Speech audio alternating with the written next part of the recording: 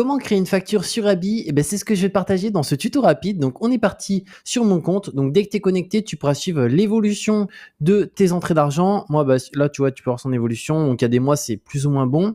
Et après, en novembre, bah là, tu as le dernier mois toujours en cours. Donc, moi, tu peux voir, je suis à 2 207,93 €. Et ce qui est bien aussi, c'est qu'un petit peu plus bas, notamment pour voir où est-ce que tu en es par rapport au seuil de chiffre d'affaires au niveau des seuils de TVA et de plafond de chiffre d'affaires, bah là, tu peux voir que moi, je suis à 22 703 €. Donc, je suis en dessous du seuil de TVA. Donc, je n'ai pas à facturer la TVA. Et d'ailleurs, moi, dans mon cas, je suis sur Abi Pro. C'est la version que je te conseille parce que comme ça, tu as tout en full. Parce qu'avec la version gratuite, tu vas être quand même très limité. Il y a plein de fonctionnalités auxquelles on n'a pas accès. Et je te mettrai aussi sous cette vidéo directement un lien au sein duquel tu as les 4 offres que Abi propose. Donc, il y a la gratuite. Bon, si jamais, voilà, au minimum, prends la gratuite. Comme ça, tu pourras déjà faire tes devis, tes factures. Avoir un livre des recettes, c'est une obligation en micro-entreprise. Donc, ça, c'est hyper important.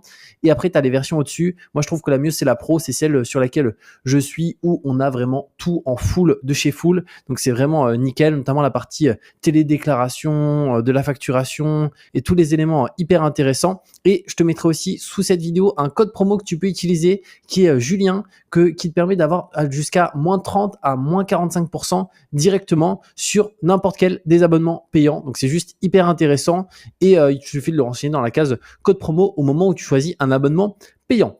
Donc, du coup, pour faire sa facturation, on va dans facturation juste ici. Ensuite, tu vas dans facture. Tu as aussi l'onglet devis juste là. Mais bon, nous ici, je vais te montrer comment faire une facture. Donc, tu cliques sur nouvelle facture. Là, tu vas attendre un petit peu. Tu vas avoir un modèle qui va être affiché. Et tout d'abord, tu peux aller dans apparence pour personnaliser le modèle. Que ce soit les couleurs. Donc là, tu vois, je peux adapter les couleurs si je le souhaite. Bon, moi, je vais laisser ma couleur que j'aime bien qui est un jaune directement. Pareil, au niveau du logo, tu peux racheter ton propre logo si tu le souhaites. Moi, j'ai pas de logo, donc je mets pas de logo. Là, c'est au niveau du pied de page aussi. Là, tu as les thèmes, donc tu as 3 thèmes.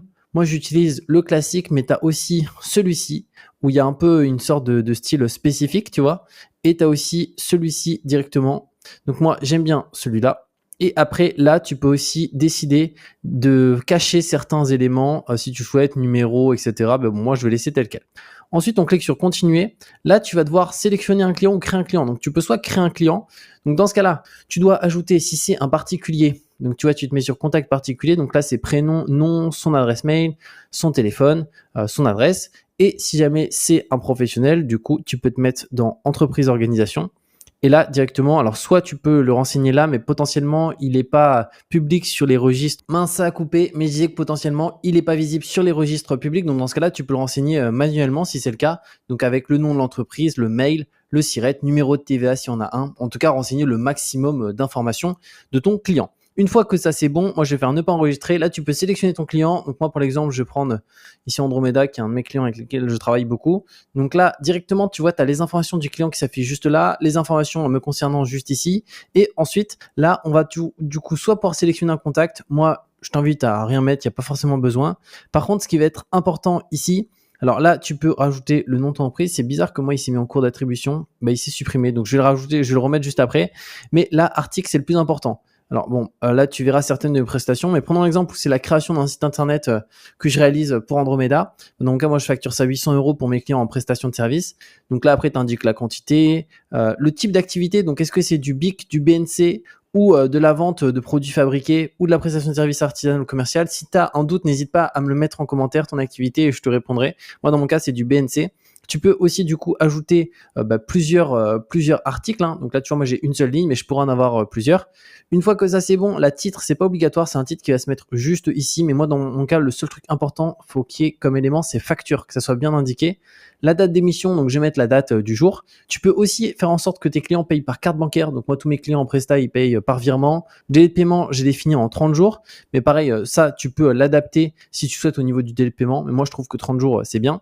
Et ensuite, je fais directement finaliser juste là. Alors là, je vais pas faire finaliser, envoyer par mail ou finaliser, télécharger PDF. Pourquoi? Parce que sinon, ça va réellement me la finaliser et après, je pourrai plus supprimer la facture. Il faudra que je fasse un avoir pour l'annuler. Donc là, vu que c'est pour l'exemple, je vais pas faire finaliser. Mais en fait, dès que tu cliques sur finaliser après, bah, automatiquement, elle sera ici. Bah, tu vois, là, elle est en brouillon d'ailleurs. Et après, elle sera en attente. Et ensuite, tu as payé retard. Donc, dès qu'elle est payée, elle va passer là. Et dès qu'elle est en retard, elle va passer ici. Donc, voilà comment faire très facilement une facture sur Abi. Donc, comme je t'ai dit, je te mettrai un lien ci-dessous pour créer ton compte Abi gratuitement. Et au-delà de ça, tu peux utiliser le code promo qui est Julien qui donne droit à moins 30 à moins 45% sur tous les abonnements. Donc, c'est juste hyper intéressant. Et on se retrouve très bientôt pour de nouvelles vidéos.